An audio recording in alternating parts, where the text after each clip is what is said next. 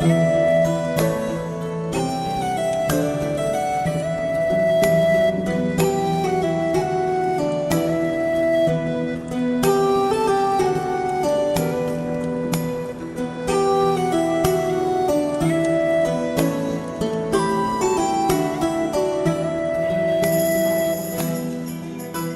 and welcome to the Pig and Whistle Tales from Azeroth.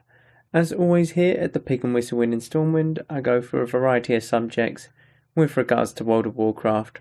So grab a bottle or a pint, sit back and enjoy. Today's episode is going to be kind of a weird one, I want to say. I'm calling this Stale Times in WoW, but it's more keeping yourself occupied in WoW.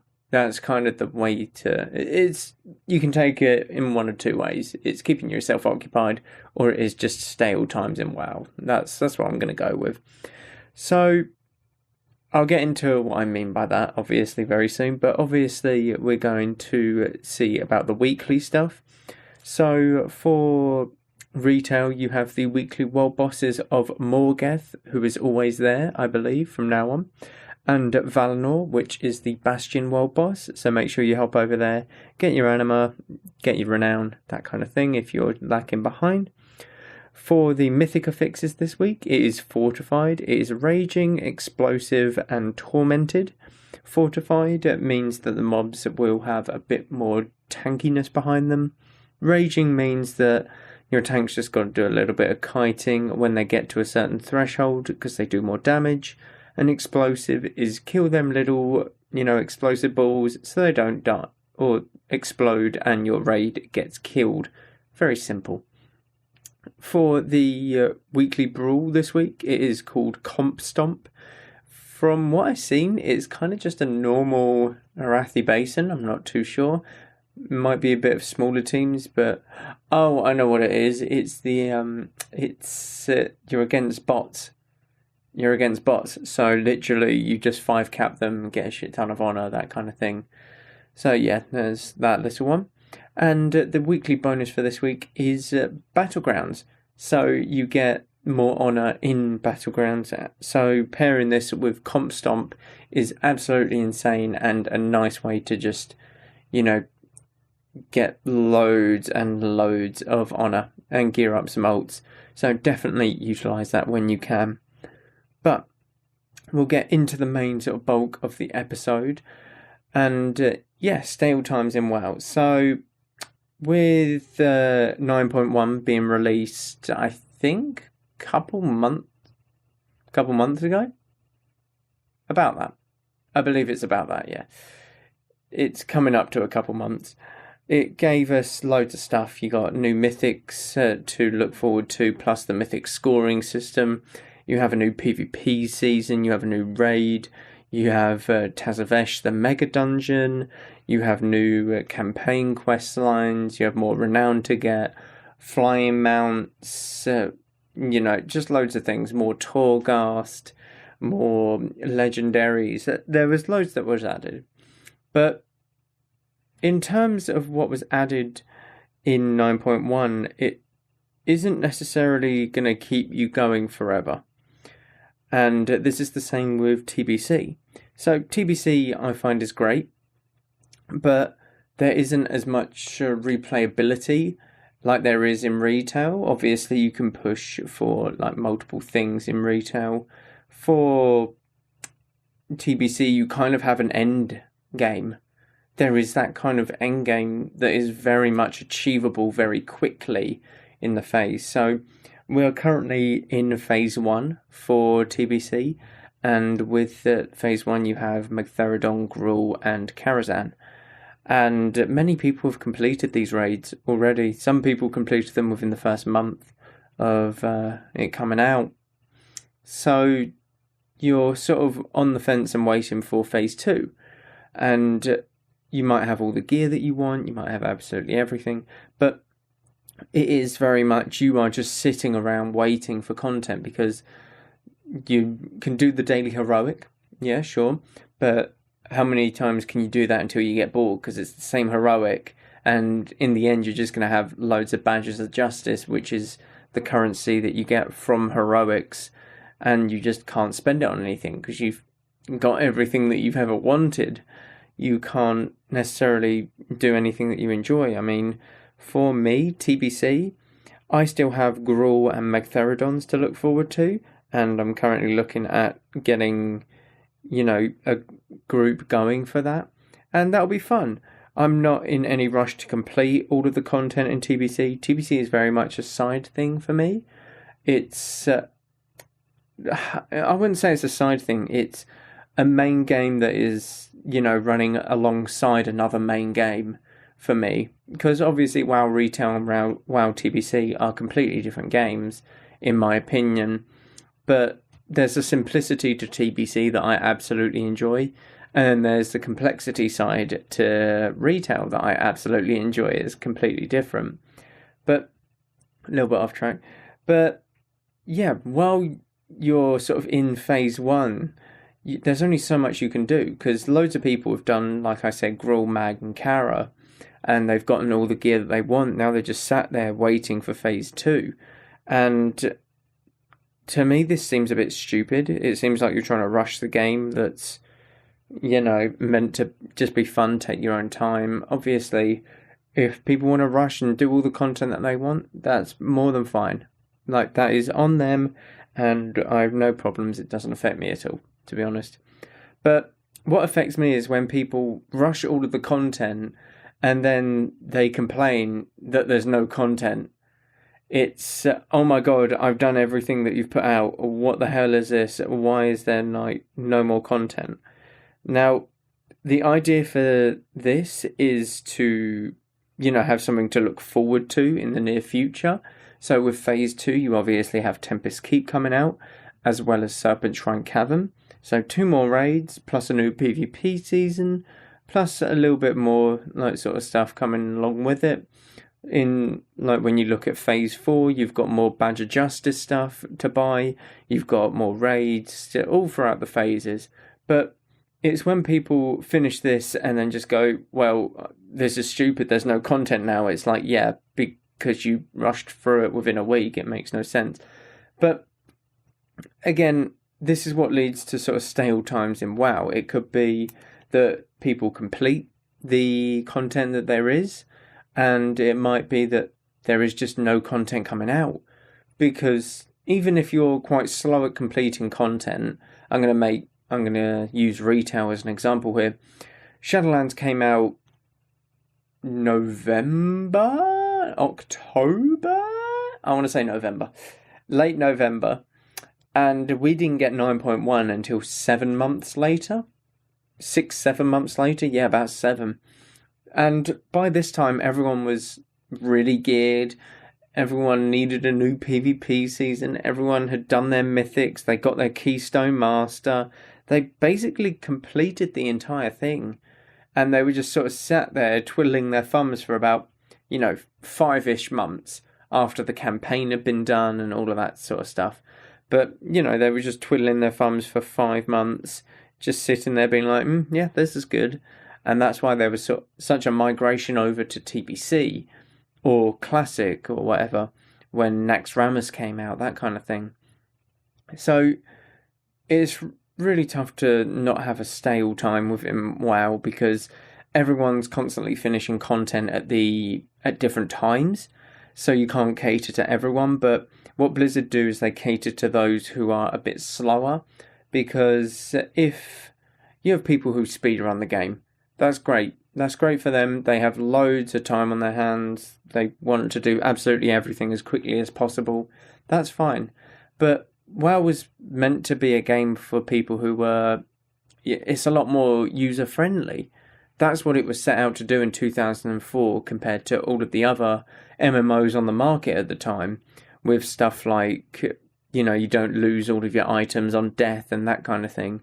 So they still market to the, user-friendly.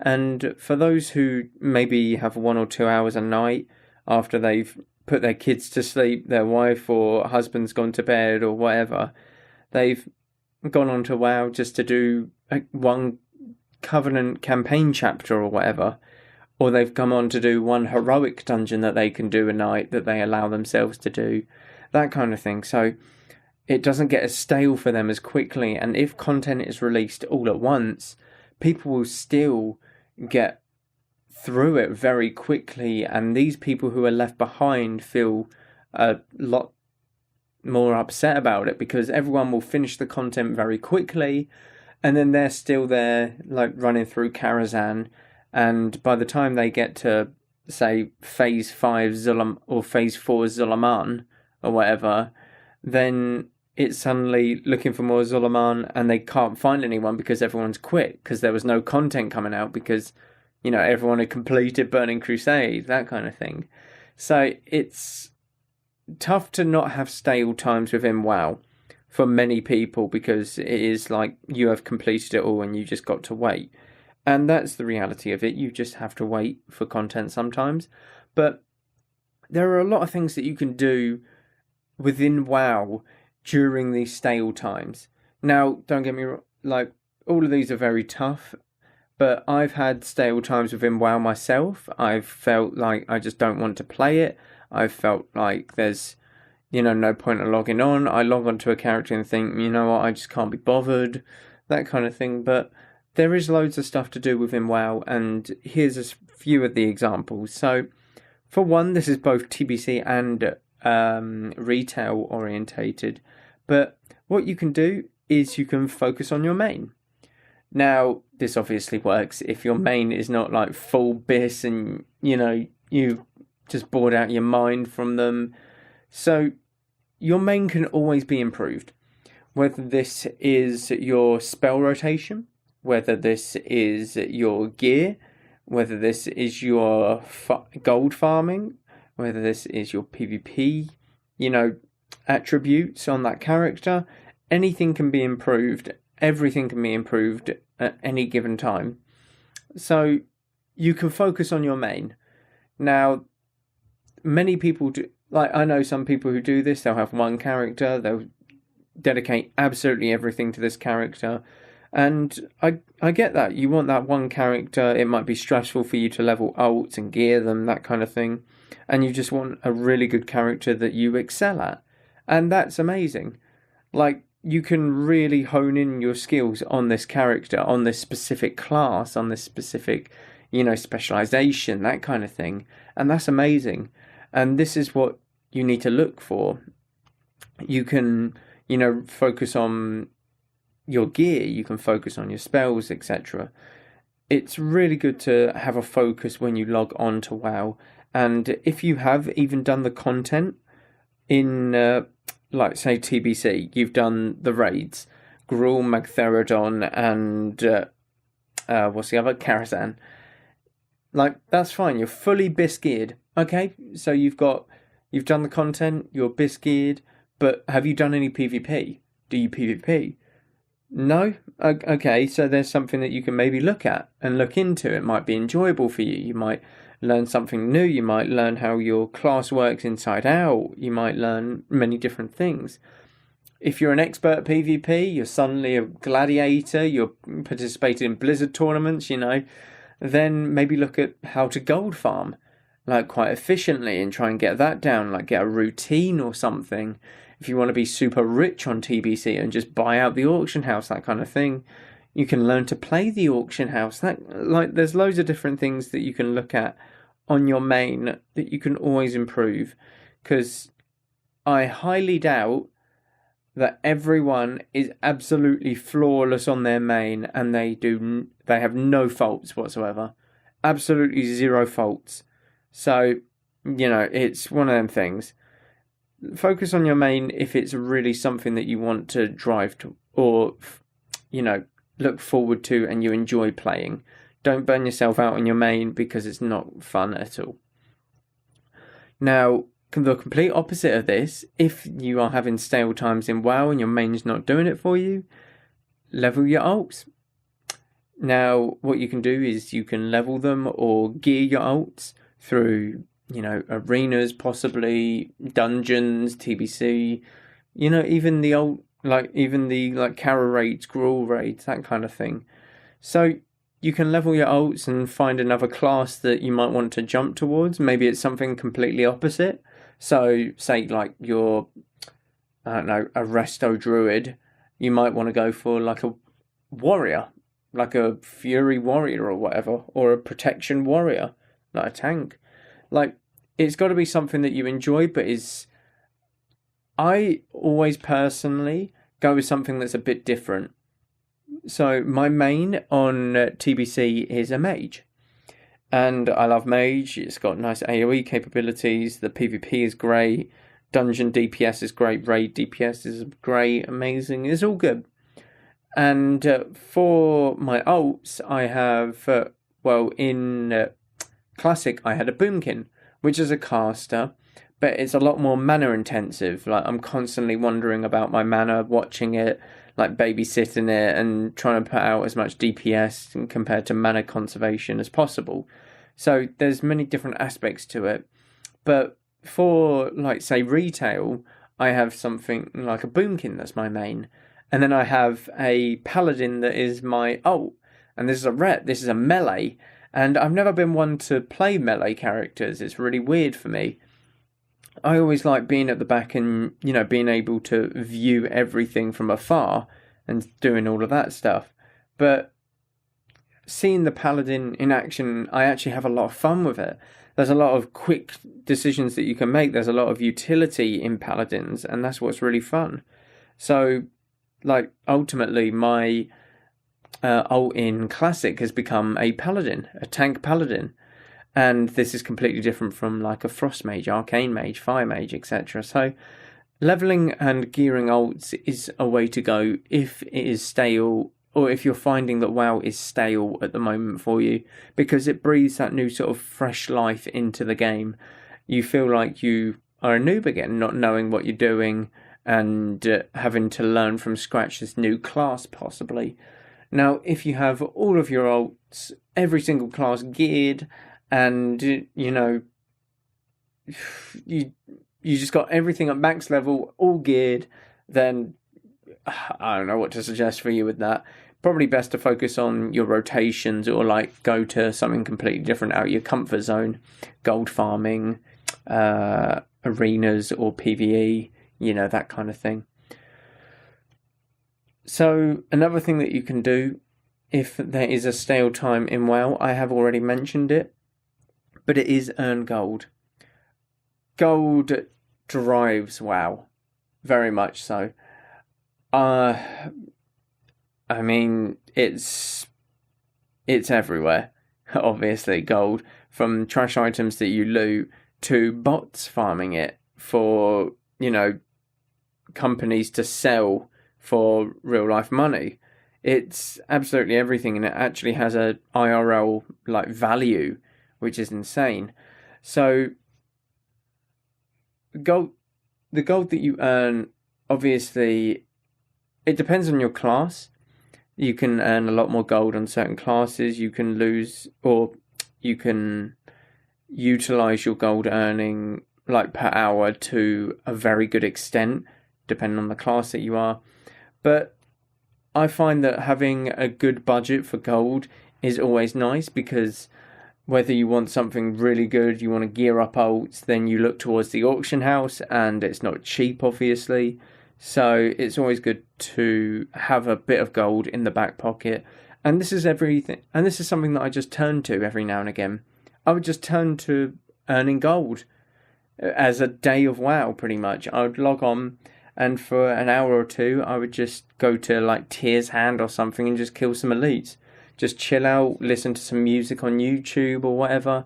And it was really relaxing. And it's nice to, just still play the game that I love, but not have it in any sort of intense setting. So like PvE, PvP, raiding, that kind of thing. It's just nice and chilled, and it's a nice thing to do to relax for myself. So you obviously have, this one's a bit weird, because not many people would do it. I personally wouldn't, but I can see why it would be a good idea. You start fresh. you make, so say you're an alliance player, you make a horde realm, and you level some horde characters. On a brand new realm, you start from fresh, you don't use heirlooms or anything like that. You just start completely fresh and you have a new main. Or like a new horde main. You have two mains, one for alliance, one for horde. And obviously vice versa. If you're a horde player, maybe make an alliance main and stuff like that on a different realm. And you just sort of live two different lives on these realms. So one might be for PvP and the other might be for PvE. You know, it's completely different. It's a complete mix-up. But you're starting fresh. It's like you're making your first character again. Now, nothing really beats that feeling. I personally don't really remember it, making my first character. It's tough because of my age. I was 10, I think, when I first started playing WoW. And I can barely remember what I did last week. Probably even, like, yesterday. I can't remember what I did. But, you know, it's just something that you don't necessarily forget. If you're at my sort of age, you're starting fresh, you're going on this new adventure. You might not have done any sort of horde quests in the past. You might have done none. You might have done all of them. But it's still, you're starting fresh on a different server, meeting new people, maybe find a new guild, maybe get into some arenas or, you know, PvE content if you usually do PvP, that kind of thing. So starting fresh is always something that you can look into when it's become a stale time within World of Warcraft. And like the last one, I have dabbled in it a little bit again, but it is learn your class. The classes within WoW are very in-depth. There's very small niche like mechanics that not necessarily everyone knows. So, I mean, like, if people think Arcane Shot in Classic was awful. Oh, it was awful. I'm going to say that. But did you know that in TBC, Arcane Shot has a, like, magic dispel built within it?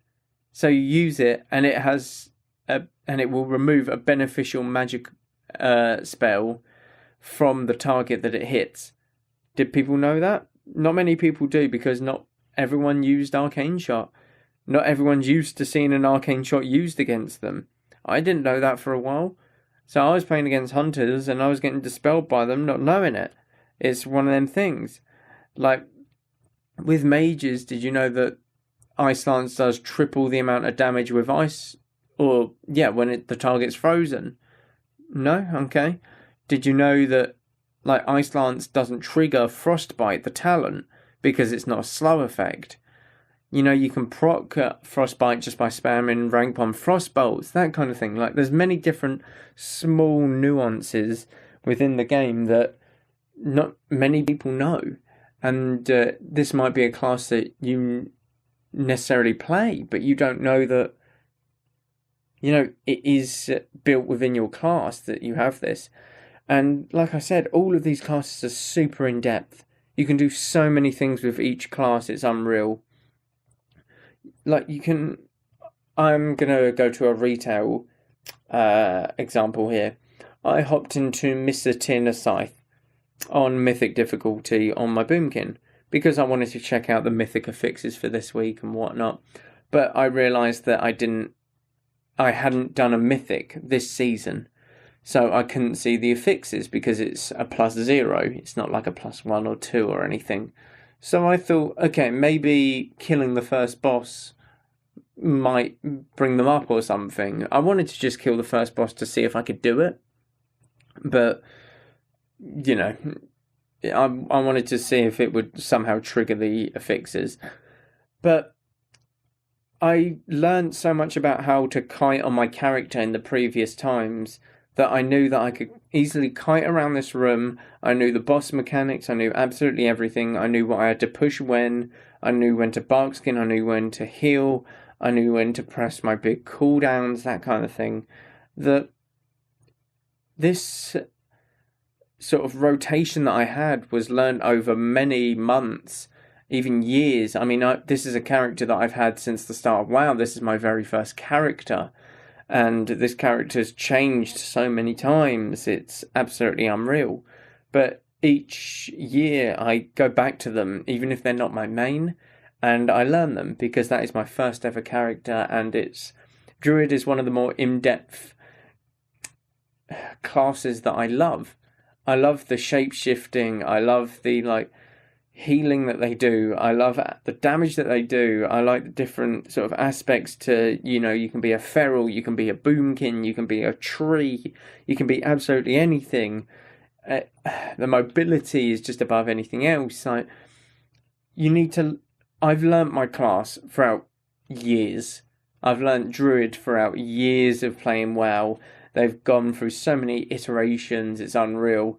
I mean, in Kata, they had the solar system or whatever, where you have this bar underneath your mana, and it went from lunar to solar, and it just kept going back and forth. And when it hit that solar, right at the end of the solar, your Wrath was doing more damage and stuff like that. When it got to the lunar, your Starfire was doing more damage. That kind of thing. That was only in Kata. But you had to learn that system throughout Kata and utilise it to the best of its abilities. So, again, there's many different things that you can do within your class. You can learn them because they are all so in-depth. Even in BC, even in TBC. They are all so in-depth that people just... If you look closely at your class, there's something that you missed. I can guarantee you that, almost. But that is all for this week. Thank you very much for listening. Please do check out the social medias. They're all on the website: Twitch, Facebook, Twitter, Instagram, everything. Thank you all very much for listening, and go with Valor, friend. Goodbye all.